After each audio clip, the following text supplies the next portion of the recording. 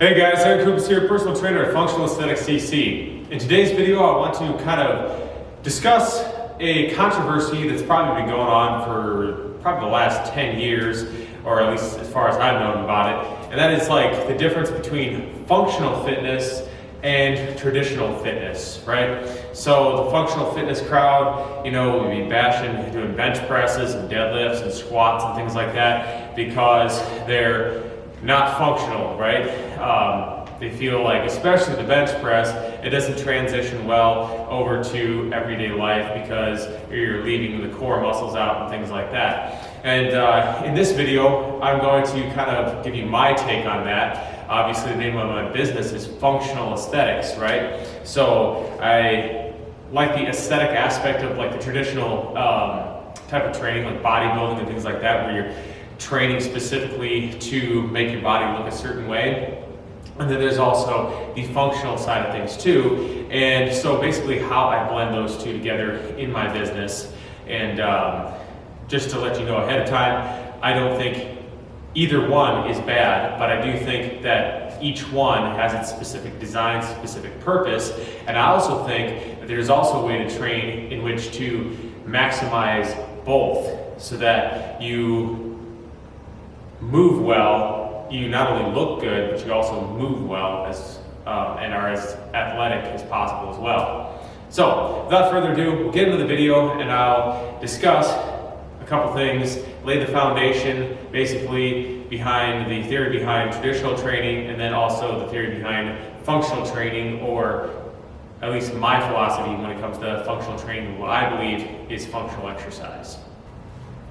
Okay, so to start off here, in my mind, traditional lifting, the purpose of it is to maximize performance or maximize overload in a certain movement pattern or certain muscles or muscle groups. So, for example, if we take the bench press here, with a bench press, some people will say, well, it's not functional because you're only really training primarily chest, shoulders, triceps, a little bit of the serratus muscles, things like that, but primarily those three muscle groups when you're doing your bench press.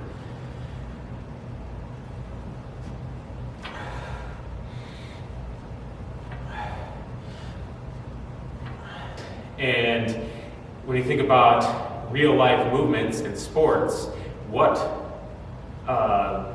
sports or movements actually only require you to only use just your chest, shoulders, and your triceps. All the sports, they also require stability and transfer energy through your core, use of your legs. You're usually doing stuff while you're standing, so people say, well, this is not a functional exercise. And I agree from that standpoint, it's not.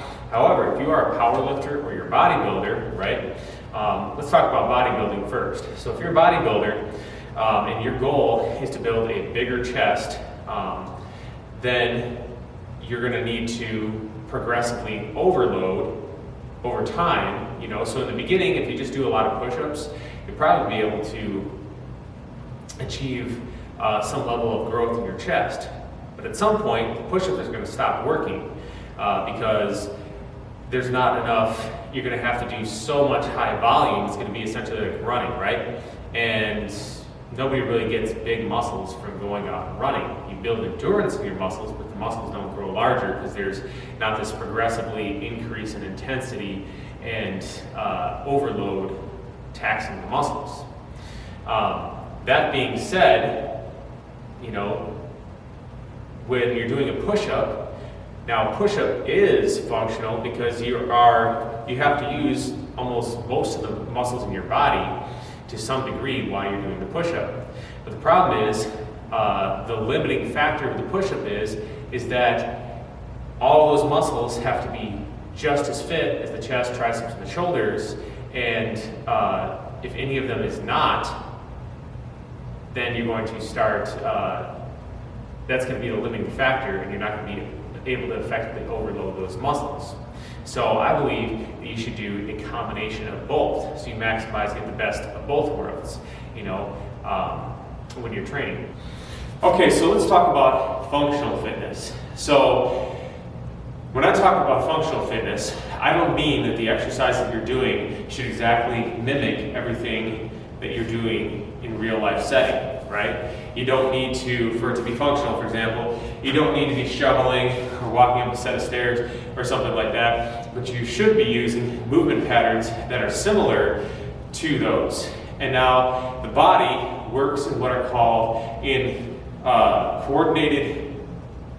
coordination between different muscle groups in what are called sling patterns. So for example, you'd have your sling pattern here in the anterior, which is like the shoulders, chest, serratus anterior, internal, external oblique on the opposite side, and then the adductor muscles, the glutes, and the glute medius and stuff on this side. And they're all, so that when you're walking, all those muscles are being used in a coordinated fashion to produce that movement, right? So when you're locked into a squat like this, that coordination can't be used because your legs are just stuck right here, and you got that load on your back, and so your torso is not moving or anything like that. So that being said though, the squat is going to allow you, because of the stable position, is going to allow you to move much more weight and thus increase your strength more than, say, if you're doing something like this, where you're standing on one leg, pivoting like this, and coming up like that. Now, that's going to help you develop that coordination in some of your sling patterns between those different muscles, and so thus it is a functional movement, but it's not ideal for maximizing strength gains. So, for example, you could take a sandbag. An example of a functional exercise you could be doing is taking a sandbag like this. You hold it here, you crouch down, drop it to the ground, bring it up in front of you, crouch down the other side, bring it up that way. You could even add a little bit more, get that power going.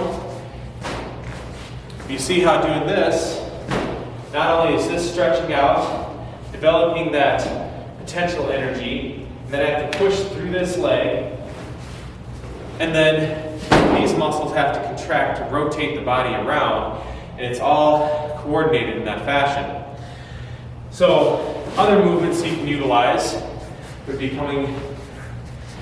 stepping back, this on one leg, swinging it up, swing back, swing it up, swing back, like so. So if you take a look at this plank with the lateral sandbag transfers underneath, this is what I'm kind of talking about when I'm talking about functional exercise. Because you see that the core muscles have to be resisting rotation to stabilize the spine while you're sliding that bag back and forth underneath you. At the same time, you're also holding your body weight up. So,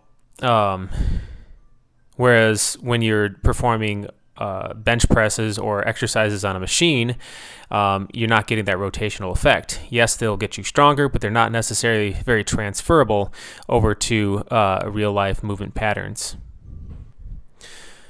Okay, so the body is designed to function in three primary planes of motion.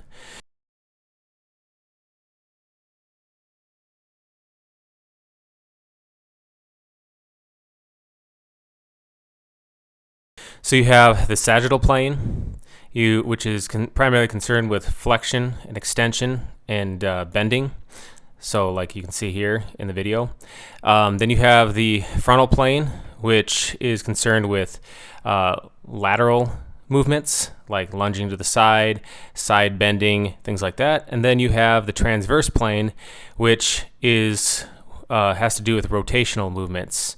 And then most of the time, our bodies actually use a combination of these three planes of motion. So that is what I'd kind of call like a diagonal plane.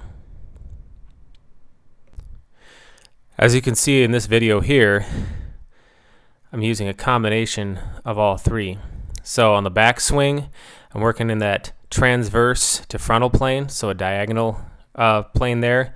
Then when I lunge forward, I'm going into that sagittal plane. And then at the end of the lunge, I'm twisting my torso in the transverse plane. So again, backswing, diagonal, you're going that transverse plane and sagittal plane. And then when I lunge forward, sagittal into transverse. So in summary, functional movement, by my definition, is any movements that require you to utilize your whole body in a coordinated fashion. You're not just isolating certain muscles, and you're not secured down on a bench, stabilized to something. It basically allows your body to move in the way that it's naturally meant to move.